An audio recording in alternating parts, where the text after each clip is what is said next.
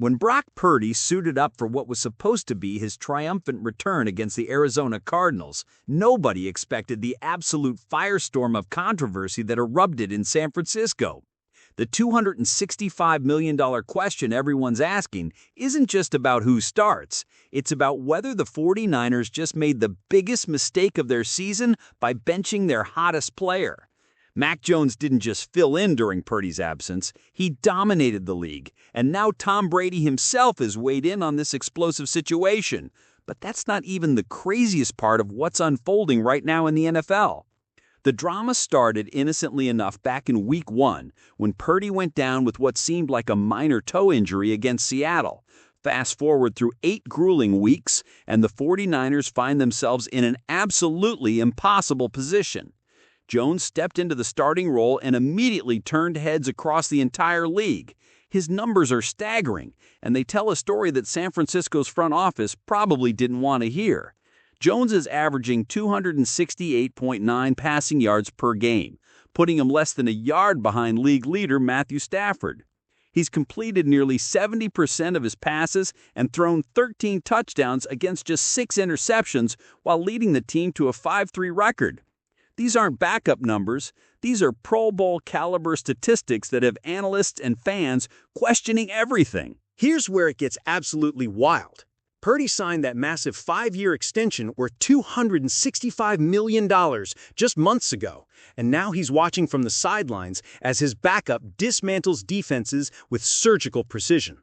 The 49ers have the top passing offense in the entire NFL, and Jones has been the architect of that success. When Purdy tried rushing back in Week 4 against Jacksonville, he looked completely off. He threw 2 interceptions, fumbled once, and aggravated the toe injury that's kept him sidelined ever since. In his last 5 appearances, dating back to last season, Purdy has thrown 8 interceptions total. The contrast couldn't be more stark, and everyone in the football world has noticed. Tom Brady dropped a bombshell on Fox Sports that sent shockwaves through the league. The 7-time Super Bowl champion knows a thing or two about being the backup who takes over and never gives the job back. Brady's message was crystal clear: you ride the hot hand. He referenced his own legendary story from 2001 when he replaced Drew Bledsoe and the rest became history. Brady's endorsement of Jones isn't just commentary, it's a roadmap that the 49ers are choosing to completely ignore. The former Patriots quarterback made it abundantly clear that if he were calling the shots, Mac Jones would be starting every single game going forward. But San Francisco has other plans, and they might be walking straight into disaster. Kyle Shanahan and John Lynch have repeatedly stated that this is Brock's team, and there's no controversy whatsoever. But their words ring hollow when you look at the cold, hard facts staring them in the face. Jones has been getting dang near demolished in games, taking hit after hit, yet he keeps getting up and delivering perfect strikes downfield. Against the Rams, he was knocked around relentlessly, but still completed 33 of 49 passes for 342 yards and 2 touchdowns, without a single interception. He converted critical 4th downs with quarterback sneaks that showed the kind of toughness and leadership you simply cannot teach. Meanwhile, Purdy hasn't taken a meaningful snap since September, and now he's being handed the keys back like nothing ever happened. The controversy deepens when you consider what Jones has accomplished with essentially the 49ers B team. San Francisco has been absolutely devastated by injuries this season. Key players have been in and out of the lineup constantly, yet Jones has kept this team not just competitive, but dominant in the NFC West. They're 3-0 in division games under Jones and firmly in the playoff hunt despite all the chaos. Analysts like Dan Orlovsky and Richard Sherman have openly questioned whether benching Jones makes any sense whatsoever. Sherman put it bluntly: he doesn't see how Shanahan can take Jones off the field with how he's playing right now. Even Colin Cowherd did a blind resume comparison and concluded that the hot quarterback is Jones, the healthy quarterback is Jones, so why the rush to bring back Purdy? What makes this situation even more explosive is the money involved. Purdy's contract isn't just big, it's franchise-altering. The 49ers committed $53 million per year to him, and owner Jed York isn't going to be happy if that investment rides the bench. But here's the thing that nobody wants to say out loud. What if Purdy comes back and struggles? What if that toe injury has robbed him of the mobility and confidence that made him special? He's already admitted the injury won't be fully healed for the rest of this season. So San Francisco is gambling their entire playoff hopes on a quarterback who's playing hurt, while their healthy, red-hot backup watches from the sidelines. It's madness when you really think about it. Jones himself has been nothing but professional throughout this entire circus. He's repeatedly said that he was brought in to be the backup and that Brock is the starter of this team. But those words have to sting just a little bit knowing what he's accomplished. Jones resurrected his career in San Francisco after struggling mightily in New England following his impressive rookie season. Shanahan reportedly wanted to draft Jones back in 2021 with the 3rd overall pick, but the 49ers went for the home run with Trey Lance instead. Now Lance is backing up Justin Herbert in Los Angeles, and Jones is proving he should have been the pick all along. The irony is almost too perfect, and you have to wonder if Shanahan regrets not trusting his gut back then.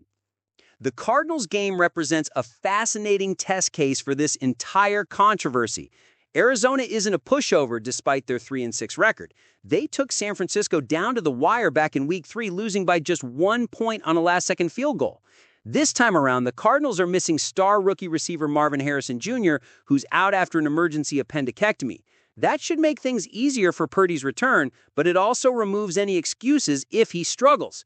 The 49ers are favored by just 2.5 points, which tells you everything about how much confidence the betting markets have in this decision. If Purdy comes out rusty or shows any signs that the injury is still bothering him, the criticism will be absolutely deafening. Meanwhile, the rest of the NFC West is watching this soap opera with great interest. The Seahawks and Rams are both ahead of San Francisco in the standings, and they're loving every second of this internal drama. Seattle raced out to a 35-0 lead against Arizona in their recent matchup, showing just how dominant they've become. The Rams, with Matthew Stafford playing at an MVP level, look like the team to beat in the division. San Francisco's window is closing fast, and they're potentially wasting precious games by making a change that absolutely nobody outside the organization thinks makes sense right now. The parallels to other quarterback controversies throughout NFL history are impossible to ignore. This has shades of the Kurt Warner and Eli Manning situation, or more recently when Nick Foles won the Super Bowl for Philadelphia while Carson Wentz recovered from injury. Sometimes the backup catches lightning in a bottle and you have to let them ride it out. The 49ers are doing the opposite and banking everything on name recognition and contract obligations rather than current production and momentum. It's a corporate decision masquerading as a football decision, and those rarely work out well. Jones has also proven he can win the big games. His performance against the Rams in primetime was the stuff legends are made of. Playing on short rest with his body beaten up, he delivered when it mattered most. The 49ers converted on 4th down multiple times, with Jones making critical plays with both his arm and his legs. That kind of clutch performance in a must-win divisional game should carry enormous weight, but apparently it doesn't matter when you're up against a $265 million contract. The front office has decided that loyalty and financial investment trump performance and results. That's a dangerous precedent to set in a league where you're only as good as your last game.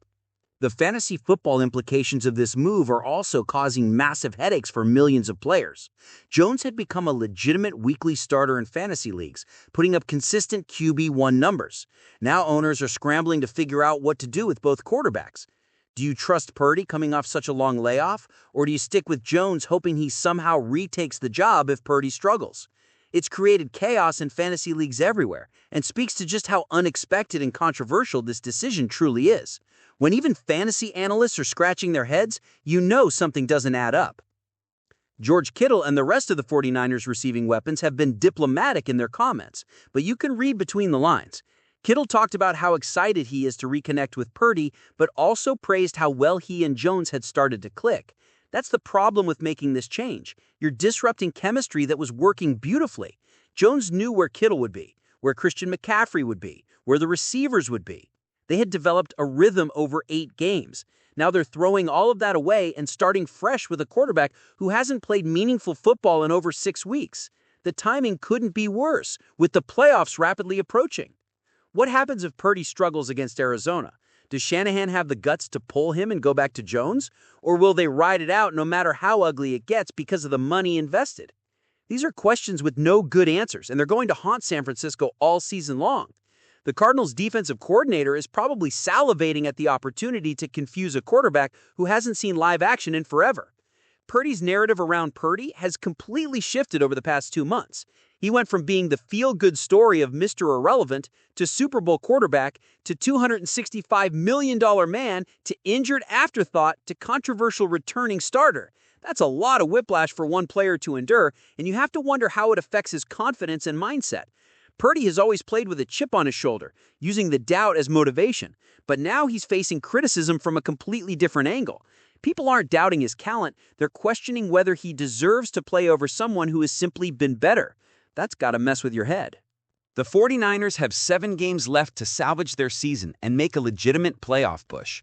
Their schedule gets easier after Arizona with matchups against Carolina, Cleveland, and Tennessee. Those are games they absolutely should win regardless of who's playing quarterback. But then they face tougher tests against division rivals and playoff contenders. Every game matters, and every decision carries enormous weight. Starting Purdy over Jones is the kind of move that could define their entire season, for better or worse. If it works out and Purdy plays like the guy who took them to the Super Bowl, then all this controversy fades away. But if it backfires and they miss the playoffs by a game or two, the second-guessing will be brutal and permanent. Ultimately, this controversy reveals something fascinating about modern NFL front offices. They're so terrified of admitting mistakes or pivoting from expensive decisions that they'll ride them straight into the ground.